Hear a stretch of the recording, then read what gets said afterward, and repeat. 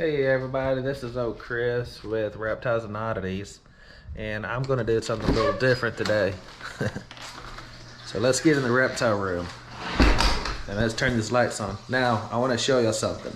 Y'all remember last videos that seemed kind of dark over there and all that? Well, let me show you this. Look how much brighter everything is. Well, look up there. I took some lights out of my garage and I put them up there and I plugged them into right there, but that's gonna light this room up. So I still got a echo effect in here, just deal with that. It's a big open area. I mean, big open, I'm talking about tall. I mean, it's tall. I have to have a ladder to get up there. So yeah. But nah, today what we're gonna do is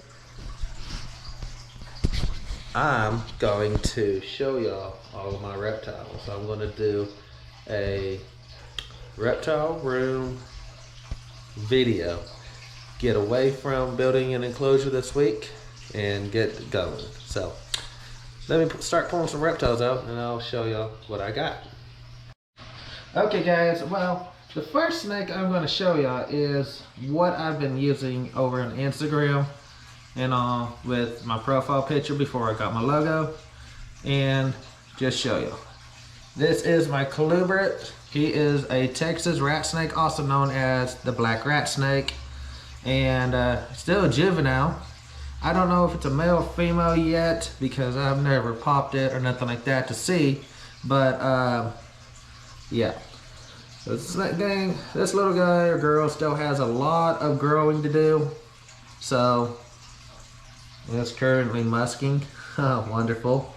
I've been working with this individual, trying to get it more tolerant and all, and it's gone a long ways since I've had this little one. So yeah. Now this one, when I show you its enclosure, it's pretty cool looking in my standards. It's real beneficial to the animal because this animal is so active. They're a diurnal species, and honestly, one of the coolest animals we have local to Texas and Oklahoma and all. You can find them all over. Basically, the rat snakes, like the black rat, you find them like in the southwestern part up to the western part of the United States, and also over here to like the east of Texas, east of Oklahoma. But then rat snakes generally, you can find them all over the world, basically, except for Antarctica and a few other places. So what's cool is this pattern probably will, as he or she gets older, will darken and turn jet black with the white belly. That's gonna be really cool. So how about I put her or him up, and we'll get to the next one. Okay, so the next one we're gonna move to a lizard, and it's actually gonna be our only native iguana to the United States. And I'm talking only about the little desert iguana of the Southwest United States. Now this one, I got them up in Sand Springs, up in Tulsa, from a reptile store that's not been told. They kind of cut down a lot, so they're basically on enclosures or something like that. But I feel like this little iguana is very underrated because look, this is full grown. Don't want him to run away because he's heated up right now. But this is full grown right here. They don't get no 6 feet. They only stay, I think, totals 18 inches with their tail. But this one, I got this little one at a discount because it came with a broken tail. So yeah. But this is an iguana. It has the little dorsal spines down the back. He even has a dewlap like a green iguana would. But look at the feet. The feet are like an iguana. So that's what's really cool about this species. I think it's severely underrated and all. What I like about them is they got these red pattern. Whoop. Calm down, buddy. Calm down. It's okay. But yeah, if you look, they got these red patterns going down their back. Really cool, really soft lizard. And has a big personality. Whenever I feed the little one, he runs up to the glass. We play tug of war with the lettuce, like romaine lettuce and other greens that give him. I'll give him occasional cricket every now and then. And look at him, he's just really interactive, kind of seeing what's going on. That little head turning. You know these animals are intelligent. They have a level of intelligence with them, and yeah. And so he's basically calm. I'm not really holding him at all. He can take off if he wants to run. I'm just securing him, so therefore he feels secure, not just wide open. So yeah. Hey, how about I put this little guy back, and I will grab the next one. And again, a severely underrated lizard right here. I think these are the way cooler than green iguanas because one, they don't get as big, so therefore they won't have the attitude like the others. Now granted, I've seen some that have been completely calm, but come on, let's be real. Most of the green iguanas out there that people get from pet stores are not going to be tamed out dogs basically as they get older. You don't have the space, probably, you don't have the room, you probably don't have the time to work with those lizards. When they get big, especially the males, and they go through maturity and it's mating season, they can get vicious. But not this little guy. This little guy, like I said, full grown, and even if he did try to bite, it's not gonna hurt. So too small and all that. So all right, let's put this little guy back and we'll go to the next one.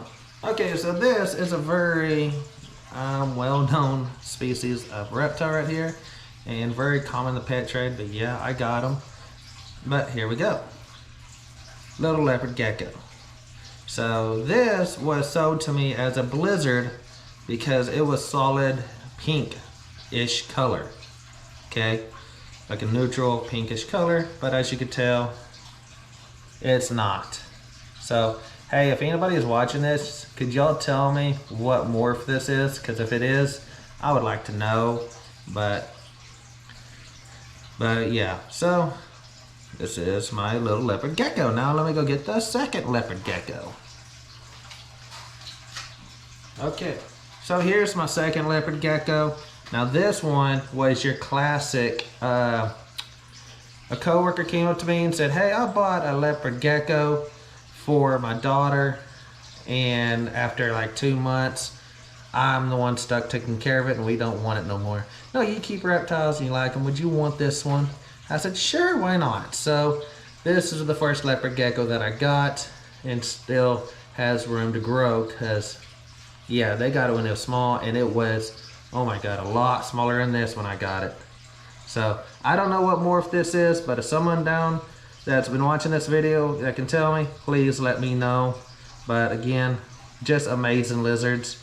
No wonder they're real common in the pet trade. Very calm and all that. So just look at that, just beautiful. Just got some pattern on the tail and a little bit on that nose. And that's it. All right, off to the next one. Okay, we have here is my second colubrant, which is not really mine, even though, yeah, I'm taking care of it. It's my daughter's. And we have, it's called a Great Plains rat snake. Okay, these Great Plains rat snakes, find them abundant in Texas, Oklahoma, up in Kansas, I believe. But they have like these chocolate saddles on them, like a ladder look, pretty cool. And yeah, now this one I got it from a buddy that had a female that laid some eggs, and whenever they hatched, they asked if I wanted it, and I said heck yeah. And then as I got it and I started looking, I thought this thing got hurt, okay? But on the back right there, I don't know if this camera's gonna pick it up, you can see some red right there, and through at the scales a little bit. That's not an injury, that's color. So who knows, maybe this is a morph, I have no idea. But I don't know, we'll see what happens as it gets older. And yeah, this thing is just growing like a weed. So Texas rat, not Texas rat, Great Plains rat, just beautiful little snake. Okay, so this is going to be my next one. This is my first tropical one that I'm showing in the video. But this is my female reticulated python. I don't know exact morph, but she is a yellow and lavender het G-stripe retic.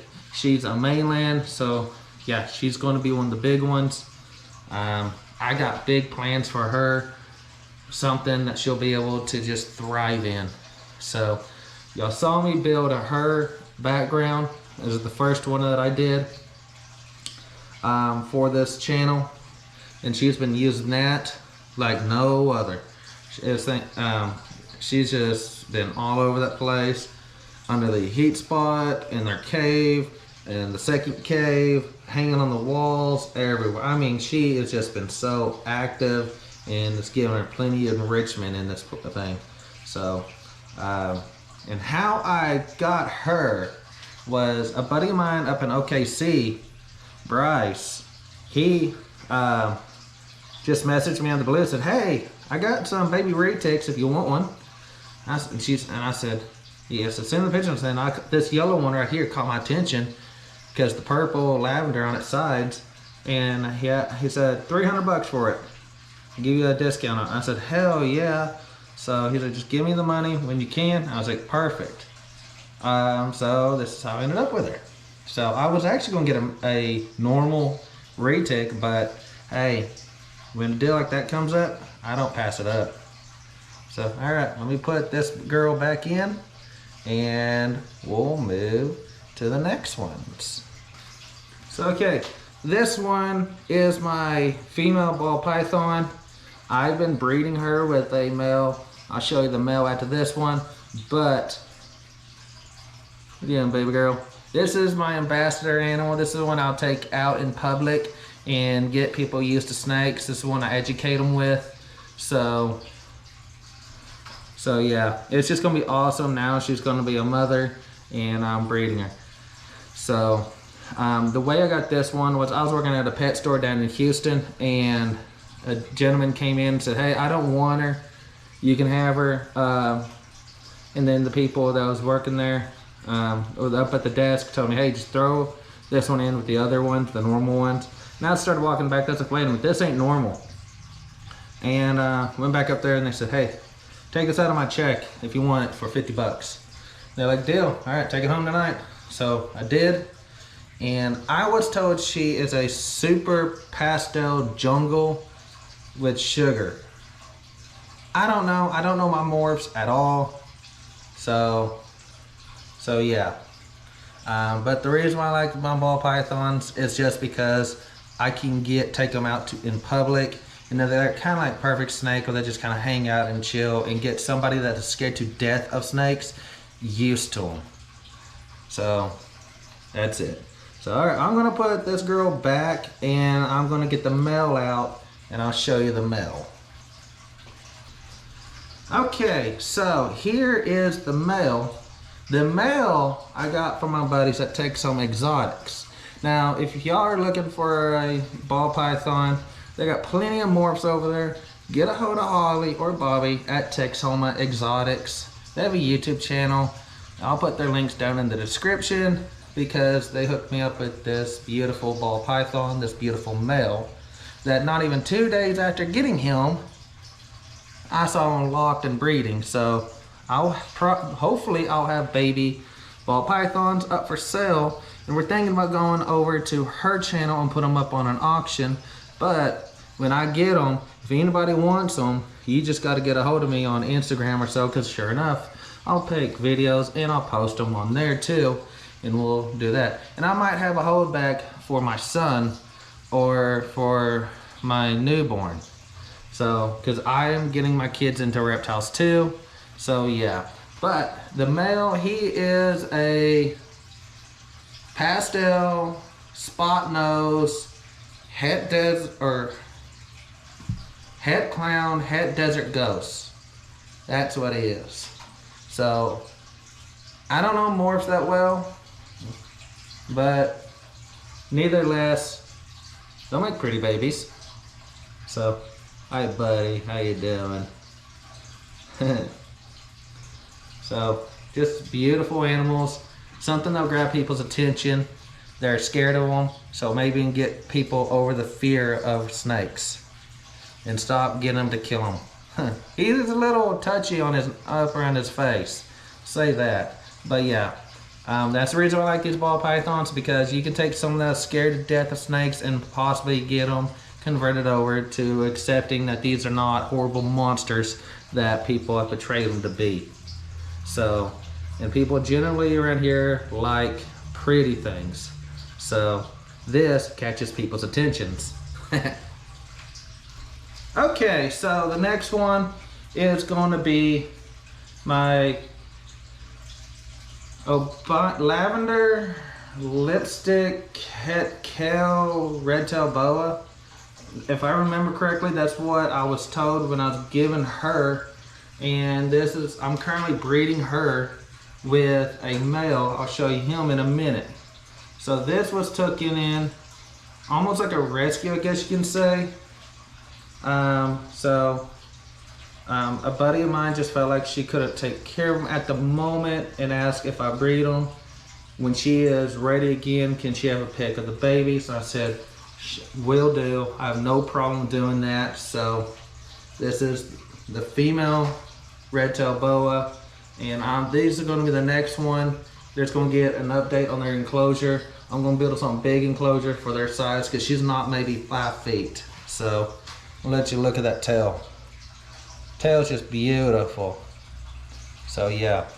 But I'll say this, if anybody out there is a boa expert and you're seeing this, tell me if y'all could tell me the morph. So yeah. But this is also going to be another ambassador animal that I can take out in the public and show people. And oh look, fan just turned on. I have a fan in here to blow randomly throughout the day, throughout the night, act like a breeze in this room for these enclosures, maybe, and just get that heat, get that stagnant air circulating in here. So yeah, but I'll do more on that fan in a second. But yeah, but hopefully I'll have some baby red-tailed boas here soon too. And what's awesome, the ball pythons, pythons are egg layers, while boas are live birth. So there's no incubating babies. It's literally pop, and they're live birth. You get little noodles looking up at you. So it'd be awesome to see what the babies look like. So, all right, how about I put her back in and I'll go get her boyfriend. Okay, so here's the male. The male is a Roswell ladder tail het kale red-tailed boa. And look at that tail. That tail is just beautiful. And I like how I think it's pretty neat how it's moving like that. What's up, buddy? So yeah, again, same person that gave them up to me, asked for her when she's ready. Because I'm not going to just breed them once. I'm going to breed them a couple times and all that stuff and see, because I would like to actually get to breeding like boas and other animals that are not like widely common out there. So him, the female that I just showed you looked like she might not have been held as often because she squeezes as she hangs on like a security issue. Him, he just kind of is relaxed in your hands. So I think this one is more socialized, I guess you can say.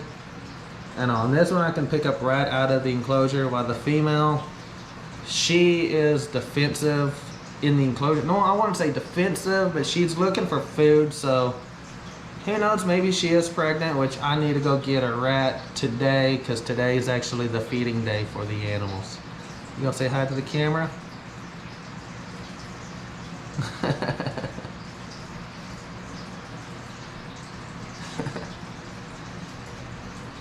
Wow, red-tailed boas are just, there's something special about these red-tailed boas. I love a red-tailed boa.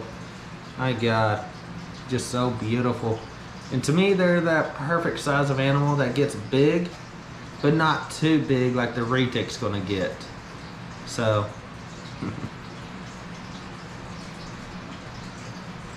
This is just awesome. Oh, knocking my hat down, buddy. All right, I'm gonna put the little male back up and we'll. The others, I'm gonna have to take the camera out and show y'all because either they're in water or they're venomous. Okay guys, this is a 55-gallon tank right here. That's temporarily only, but it has a common snapper in here that we got down there in Brownsville, Texas, and it was just basically a newborn. And look, that thing is getting good size right there. This is my female, or this is a female, and this is my wife's turtle. I do have a radiator slider that was given to me, and I got somebody that's interested that I want to make sure they know what they're getting into when they get this radiator slider. Also, I have 3 musk turtles in here too, and a pond turtle. That's a Chinese reefs turtle. So here is one of the musk turtles. There's another one back there. It's dark on this side because I haven't been able to go get a UVB bulb. There's just a light bulb in there to light up this side, so that's what I gotta do. But there's some driftwood in here that's natural, and sand in here from Lowe's to act like a sandy bottom. And it's hooked with a canister pump. That's the inlet, and this is where it's pulling it through. So yeah, but this is temporarily, and it's going to change pretty fast actually. It's starting to warm up out there. I'm going to start building a pond for the musk turtles, and here's one of the musk turtles right there. So they're going to go outside, and they're going to go inside like a garden pond setup. So yeah, and then I want to keep the reefs turtle and the snapper in here because they, I don't know, I might put them outside for the summer, but they're going to definitely be in here during the winter. So when we move over here, this is an enclosure that I built, not enclosure, but stand that I built in the last video. It's designed to hold a 40-gallon on the bottom, but then we have a 40-gallon on top that has the Chinese soft shell albino turtle in here. Now, the only turtle that I have bought was this common snapper. My wife loves snapper turtles, and then later on she wants an alligator snapper. So yeah, but all the others, I have a gentleman that just called me up and asked, hey, you want these turtles? Yeah, sure, I'll take them. So yeah, so he gave me this. This is the first one he gave me, and he wanted to get rid of it because it bit the head off of another soft shell that he had. So yeah, that's why it's in a tank by itself, because it will eat other turtles. I don't want them eating any of the other turtles I have in here. So yeah, now I'm gonna come back hopefully next week, next video, the second video, one or the other, and we're going to put a layer of sand in here, probably black sand if I can get it, or maybe I'll just go with that pool sand at Lowe's. And then we're going to, I got a piece of driftwood I got to cut down, and we're going to make a driftwood piece for the little turtle to get on. And yeah, I'm going to put a canister pump in it. That's just a pump that I had. It's designed for a 40-gallon, which it's not fully filled, but yeah, you get it. And once I do that, the only reason this tank's not even deeper is because of that platform. If the turtle want to get out, I want the turtle to be able to get out onto something and relax instead of just swimming on it. But this is mainly aquatic turtle, even though soft shells do get out every now and then. So turtle's doing just perfect. The Plecos in there is helping keep it clean, along with the pump, and there's a perch in there too, hiding. I give them fish, I give them dog food, I give them turtle food, I even give them lettuce, like romaine, and all the other stuff. I give all my turtles a variety of diets, so they're not just fixed to one thing. They're getting a little bit of everything, kind of like they would be out in the wild. So yeah. So, alright, now on to well, these enclosures. I built this enclosure. It's going to be probably for a scorpion. When I go down to the show in Dallas in April 13th, National Reptile Breeding Association, I'm going to pick up a scorpion. And if I can get this one done, I'm picking up a tarantula. So, yeah. But, yeah, that's those enclosures. Now let's move to this one.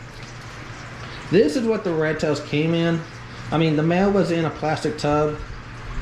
That I was like, nah, I don't trust it. Okay, snakes are extremely good at getting out. So I moved the male in here with the female because I wanted to breed them. And when she gave it to me, I was like, hey, perfect time. The breeding season's going on for the Reptiles. So, but this is a stain that I built. I sold to her. She gave it back with these. So this is where it's at. So this is an old TV stand. This, as you can tell, it's the TV. I had to go up there and turn the dials on that side. Well, got it, and TV was out of it. And it's on a roller, so you can roll it around. I went through and I sealed up all the wood. I did the background in it. And this is one I did in grout. So don't use grout. It's breaking off. Okay? And this is an old tank, so I built this 10 years ago, I believe. One or the other. But yeah, the rubber line you see in there is a sprinkler system that sprays on this side. This side stays dry, but that whole side gets wet. So yeah, it builds humidity up in here. But yeah, but the Reptiles, this is why the 55 behind me is going to move, because I'm going to be building the Reptiles 2 enclosures. They're expanding 6 feet tall by probably 4 feet wide by 2 feet deep. And I could lay it down, or I could sand it up to make it more arboreal, or I could lay it down to make it there. So it'll be 4 feet long, but 6 feet, or 4 feet tall, but 6 feet long. One or the other. I'm gonna watch and see how they work, because I do know the Reptiles, they do climb this whole area. I've caught them up on top, I've caught them on the bottom, how you see right now. And yeah, but this just for the meantime, but they're gonna get one heck of an enclosure built, and you'll see some of the other ones how my skills have came up even more. This was 10 years ago. You'll see how it evolved, because with this, practice makes perfect, and that's it. Okay, so this here is my ball pythons enclosure. This is a 90-gallon oceanic tank that I got, that I converted to sliding glass opening. That's a natural driftwood, natural bark, but there is spray foam connecting that, and I carved it out as a cave. And then also I put a divider in here. And that glass is not sharp. I sanded it down with 80 grit sandpaper to make it smooth, so when the snakes are crawling over it, it's not cutting them. So, but I also had this side kind of button up over it, and I think when I moved them, got the snakes out, I moved the bark off of it, but normally I have a piece of bark on that back end, so therefore the snakes don't have to come in contact with the glass. But that's the water source. And then the bedding is sand, stagnant moss, and a bioactive substrate. This is not a bioactive enclosure, I just like it, and it's like $11. So it's a good little mixture to mix up, so because it gives you a lot of properties. So did that. And this thing holds great humidity. Also, I have the sprinkler system run through here. One sprinklets right there, but the other one is over here, that also runs against that back glass and helps fill this pond up, even though it can't fill the pond up because the pump doesn't go on long enough for the sprinkler to work. But yeah, what's nice is being on the concrete, it gave that temperature drop and all, but during the day this tank stays about 82 to 85 degrees. So yeah, with a cool spot. So that's what's awesome about it. And at 85 is typically right here, and it gets about like 79-ish right here. So just perfect. Now the ball pythons are going to come out of this, and each one's going to get a 4-foot 2x2. So they're all going to get an enclosure. They're going to be separate, and yeah. Okay, now let's move to the retics. This enclosure, I built this enclosure completely from scratch, and yeah, and made it work. Now the retic, she's in there. You can see a little bit of her. That's her cave. Then there's a cave there. There's a little shelf there. There's a little cave, you can go back in there a little bit. You can go back in there and wedge you. There's a good little tight spot in there. But I have seen her all over this place. She is so active, especially at night, because she is nocturnal. I've caught her hanging up in there, hanging up in there. I do need to clean the glass because the sprinkler system is putting water spots on the thing. But yeah, this snake is just at home in something like this. So yeah, with that heat emitter and being 2 layers of wood, as you can tell, 1, 2, and the foam, this insulates good. That's a 25 watt heat emitter, and it keeps this tank right over here 85, 86 degrees, and then over here it drops down to 80 degrees. So, and it's a little cooler back in that cave, so just a perfect setup. Holds humidity great and everything. It's just, this tank I built 6 years ago, and things have changed. I don't want to use wood like this anymore. Actually, if I can get PVC, I want to get PVC first instead of wood. So yeah, as you can tell, when I'm going with the black look, I'm trying to mimic PVC. So it'll just be better if I run PVC. Okay, here we go. This is my pastel Western Diamondback. I am licensed in the state of Oklahoma to keep venomous snakes. So this is my little male right here. So I'm using a hook. He is venomous, so I don't play games with this little one like I would with the non-venomous ones. And he's a little too small for me to tail, so I use just a hook for him. So there is another one in here. So yeah, just where, I don't know, because they're fairly small, and how I got both of them is a little interesting. But this one has never struck at me, and I'm not going to give that opportunity, but we are going to put them right back there. But just look at that. Just absolutely beautiful. Oh my God. Alright, let's see. Right where I thought he would be. This, I think, is a het pastel. Come on, baby. There we go. This one is the larger one because it would eat right out the gate. And yeah, well, that one I had to assist feed, but now it's actually eating on its own. This one has struck at me, and I do got to watch this one because he'll come up thinking I got food. But hear the rattle on him. Yeah, it's just so cool. I love the sound of rattlesnakes. It's just awesome. Look at it. He's ready to strike. He is ready to strike. But yeah. Okay, now the little drama that went with these rattlesnakes. I'm not going to say the gentleman's name. Let's call him Bob. So, Bob contacted me because we were sort of friends, and I talked to him for a few weeks. And he said, hey, I'm going to start a business where I'm going to start selling venomous snakes. So how about you be my first customer? I got these 2 Western Diamondbacks. They're pastels. I said, how much you want for them? He's like, 60 a piece. So 120? He's like, yeah, 120. I was like, awesome. So I had 80 bucks on me, and I met him over in Sherman, which was on my route once coming back from a job.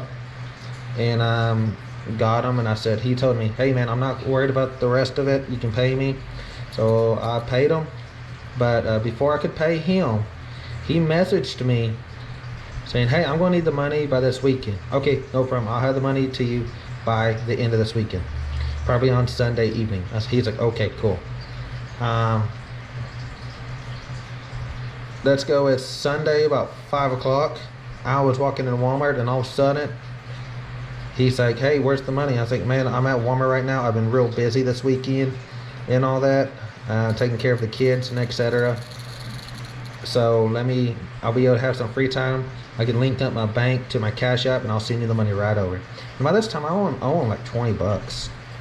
So not an hour after that, he went onto a group chat with a bunch of the Texas Venom people and said that he grabbed my Instagram and my personal Facebook account and blasted me saying I was a scammer and I'm lying about I have a family, lying about that I take care of my kids and all this stuff. Oh boy, I got so pissed off and all that, and I forward everything over to a buddy of mine that has his fingers into everything reptile related. And yep, well, short on the stick, when he took the post down, I paid him. So I said, I'm not paying you until you take the post down. And when he took it down, he did, but I think the damage has already been done. He treated his first customer, which is me, horrible, and he paid the price, and I don't think he's selling reptiles anymore. I'm the one and done, because that's not how you handle customers. Whenever you're dealing with somebody that is older than you and that has a family and everything, things change. When I was just my wife and I, whenever we were first dating, I had plenty of time. But now with 3 kids, nope. I don't have time. I gotta make sure I work enough hours to afford food and to help them, make sure they're good. So yeah, I'm busy. After this video, we gotta make errands and all that. We gotta run to the store to get groceries and stuff. And I got to do some things around the house. So yeah, but there's a little bit of drama with these animals, these 2 right here, but that's in the past now. So yeah, I don't like drama, guys. So if you're here to create drama, I don't even want you to subscribe to my channel. But if you're here because you love reptiles, then I want you to be subscribed to my channel. So hey, a little thing I did with these 20 gallons, these are Venom approved. That one is too. And what I've done is I got sliding glass on top. I got to go get the lock, but yeah, I got sliding glass on top, and there's tracks under this. It's the same tracks like these right here, but how I got this done, it's held on a silicone, and I literally flipped the tank upside down before building it, and I installed the glass with the tracks. And this plaid right here, or cloud, whatever you want to call it, held the tracks and everything just leveled. So give it about 2 days to dry. I am now left with sliding glass. So perfect. Then I got some diamond hole cutters, and I cut into the glass, and I took a washer and I silicone the washer, but I did double screened mesh ventilation in there. So Game Warner was happy with it. So perfect. Also, this is a rack system that I built, and I did a video on it. But this is inspired from an actual rack system with tubs and stuff, but I want it with display racks. So here we go. Boom, it's in. All tanks do that. I just don't have nothing for that one yet, so yeah. But all the tanks go in and out. So just like this one. Just pull you out, girl. Boom, just easy as pie. So I picked these rollers up off of Amazon for like 20 bucks. And yeah, I'm not gonna mess with her, because you can see her perfect right there. Hopefully the glare's good. But this is my female canebrake timber rattler. This was my first rattlesnake that I got, my first venomous snake that I had in the reptile room when I got my license. So I've been working with venomous for a very long time, since I was a teenager, and now being 32. I think I got my license when I was 31. Yeah, 31. And actually no, I got them when I was 30. I sent the money in when I was 30. My birthday's on July 5th. So basically it was a birthday present to me to get my venom license, where I can properly own and educate people with venomous snakes. But I got her when she was a button. Now she has 8 buttons on her. and she is about as long as this 20 gallons, so she needs to be updated into a bigger enclosure. So she's gonna be another one on the bucket list. So yeah, but again, the 20 gallons built exactly the way this 20 gallons built, with the ventilation and the screen top or the glass top on it, because when you take the screen out, you don't have no real ventilation. So that's why I put double screened in this thing and siliconed it on. It's not the prettiest thing, but it gets the job done. And I themed this tank out, and she kind of made her own highway. She's made her, like, timber rattlesnakes are active. I mean, this girl moves. And I don't know if it's from hunting or just exploring, but I'll catch her on top of there. I'll catch her over here. There, I know when she's in here, she's probably hunting, but she's made a mound right there. This used to be all over this, and she's kind of pushed this all up and made a mound for it, where she can go into there, and she can actually go in there, and that little pocket right there, and she can kind of curl up in there and kind of hide. So pretty nifty on these animals. You know they're thinking, and you can tell it's sand mixed, stagnant moss, and this has coconut husk. No, actually it's a bioactive stuff, because it has pieces of charcoal and lava rock in it. So another great thing about these ball bearing rollers, it don't spill the water bowls. So yeah. So there. Now the first snake that I showed y'all, the Texas rat snake. This is the Texas rat snake's enclosure. It's a 30 gallon, but it has so much stuff in it. It's got rock from Arkansas, the black slate rock. It's got a fake cave or whatever thing that it was given to me. I got this big old piece of driftwood and this big old dead cactus in there. The water bowl's on the other side over there, and then I got a piece of lava rock right there, but then a boulder from Arkansas covering this cave up so the snake does not fully see me, even though I can come out and the snake will literally be on the branch and actually come closer to me to find out if I've got food or if it's getting out or something like that. So pretty cool. But I did this for as much cover and all that for the Texas rat, and I wanted to make sure, like, hey, it has plenty of hiding spots and it can move around wherever it wants to. So it uses this whole thing. That's what's cool about it. Also, I have no heat going to this. So yeah. Now, we're going to talk about some empty tanks. This is an octagon tank that was given to me, and I went through and I did a background to it, and I've also plumbed it so water goes through that little siphoning hole right there out this.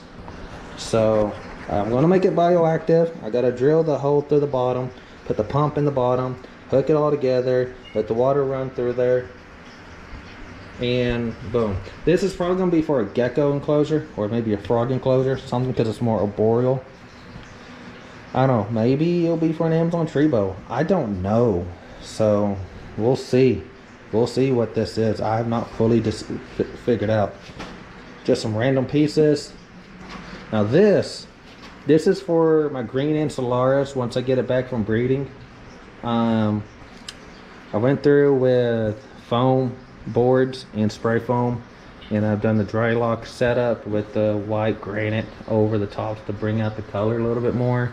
And those are actual real pieces of wood from the lake. And I've got a plant that's from New Caledonia, got a hibiscus tree growing right there, a plethos. I also need another one there, and then I got a vine plant that's not doing too well in the back, so that might be just something I need to get out. If I can't make it live, then we're gonna get it out, put something else in it, but I want to put something else back there, and something there, and something there, so therefore I can have this more planted. And this is what the male Insularis is going to go in once I get him, because he is at a breeding, he's up at a gentleman's house getting bred with a blue female. So I'm going to get some blue babies and some green babies that I'm also going to trade, but I'm going to have some holdbacks too, because yeah, I want some blue vipers. And when y'all want to know what the Insularis is, it's a green white-lipped tree viper. So that's found over in Indonesia and all. And then the blue one The blue white-lipped tree vipers are found more around the island of Komodo. So, that. Now this is a tank I got to severely work on. It's going to be a tank for probably gargoyle gecko.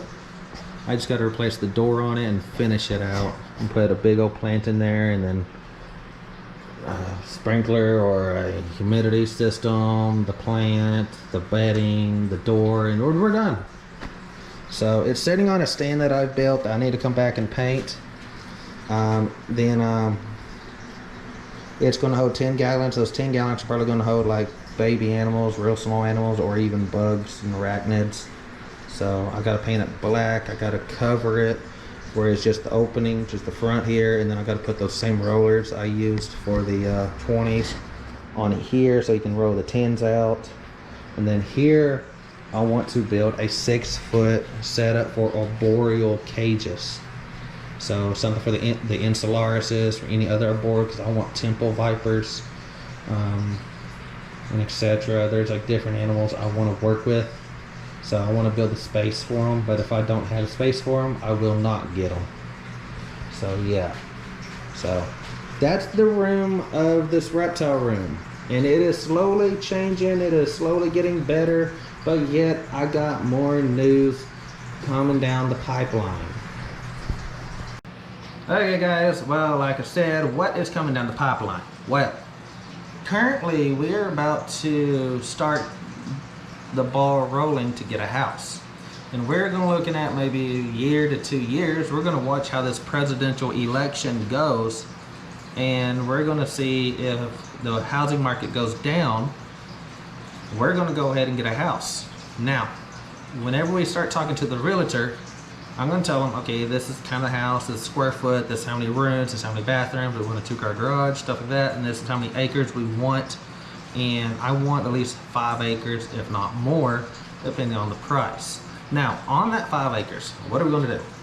Yeah, we're going to have the kids area, we're going to have plenty of toys for the kids and stuff like that, but I'm also going to build in a reptile house. Now, I'm going to tell the realtor, hey, if you can find something like that, and there's also a extra building on there, the size of the building I want is no less than 20 feet wide by 40 feet long. If something bigger, heck yeah, even better. But there you go. So if something is already on the property like that, we're just going to remodel it. If there's not one, I'm going to build it. Now, well, the house is going to be, or how the house is going to be done is, okay, let's go off of the 40-foot long by 20 feet wide original plan. Inside that room, the first ones I'm going to build is, I'm going to cut it in half, and it's going to be for the retic. She's going to get a 20-foot by 20-foot, that's 400 square foot enclosure in the back of it, that you're going to have to walk through the reptile room to a door, and you open it, and it's going to look like Asia. It's going to look like where you originally find retics. So it's going to be a lot of work, and it's going to be a big payoff once it's done. Okay, so that, and then I want the rest of the room, the other 20 by 20 is going to be layered with enclosures. So let's start off like with the corner over there. It would be exotics, then we're going to move to deserts, we're going to move, no, it would be amphibians, exotics, deserts, and then kind of work your way around to bugs, and then to animals that don't need really heat, like the rat snakes, so they can use like room temperature, like around the high 70s, low 80s temperature.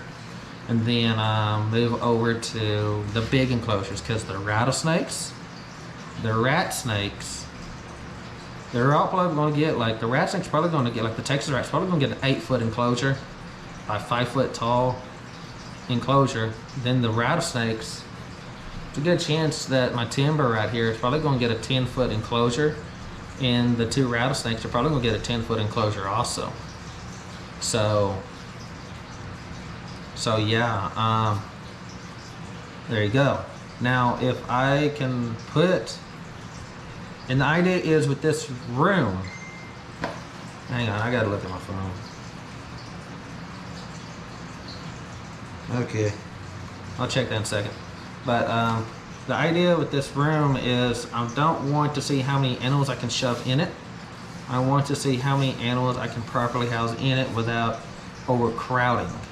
So if I can only put a certain amount of animals in there, that's it. I only put that much. I am not going to overcrowd it or nothing like that. But when you go outside, I want to have pens built and dig ponds and all that for like Morlet crocodiles, and I want a system for caimans, and I want a place for the snapping turtle, my wife's snapping turtle, because that thing's going to get big and that thing's going to need this area. And they thrive in the United States, the lower United States. They thrive. So we can just build a natural pond and just let it go and make sure it's clear so we can see the turtle interacting with the enclosure. But that's just it. So we're got some ideas cooking in the mind, and we're going to get them done. It's not a question if, it's a question of when. And I just want to show people right now that, hey, I can build things and I can make things work. That's why y'all been seeing me building enclosures first instead of actually the animals, because there's things I need to get done in this room, and I feel like to show everybody that I'm not just blowing steam up someone's ass, that I'm really going to do this. It's first starting off with this room. If y'all can go to my Instagram, which the links will be down in the description, you'll see this room used to be brown, just like the ceiling up there. And there used not to be central heat and air in here, and there used to be only that light that didn't even work in here. And also, the floor was not sealed, like there was no water was coming in, there was a draft coming in here. So I went through here, I painted the walls green to cover up the brown, even though it's still a piece of crap in here. But I'm not focusing on the walls. I went in and put central heat and air in here so we can pump heat in here in the winter. And I also went through and took caulking from Walmart, and I caulked the whole floor to the wall, so therefore dirt and all that and little bugs and stuff like ants can't get in here. And this room is completely sealed up to where nothing can get out, nothing can get in and all. So I've been slowly working at this just for my animals. Okay, so things are changing, things are going to get better, and once I fill this room up, well, it's time to move and get something bigger so I can do something bigger, better, and overall more better for my animals. So yeah, also I'm breeding ball pythons to get a cobra. So I have my leads on a black and white spitter that is calm and collective. Yeah, the cobra. So we'll see how that works. Yeah. Okay guys, if y'all looking for a ball python, go look up Texoma Exotics. I'm going to grab her channel, and I'm going to see if I can grab her website if she has one, or her Instagram, and I'm going to put in the links to the description. Holly, she'll answer every question you have, and if she can answer it, she will definitely. Her and her husband, they're both really cool people. They're awesome friends, and she has some awesome snakes. So if y'all are looking for a ball python, be sure to hit her up, and she'll gladly be able to sell you one. So, all right guys, I'm going to get out of here, and it looks like it's about to rain, so maybe that pressure dropping will get snakes breeding even more. So, all right guys, I'm going to get out of here. Y'all have a good one. All right. Bye-bye.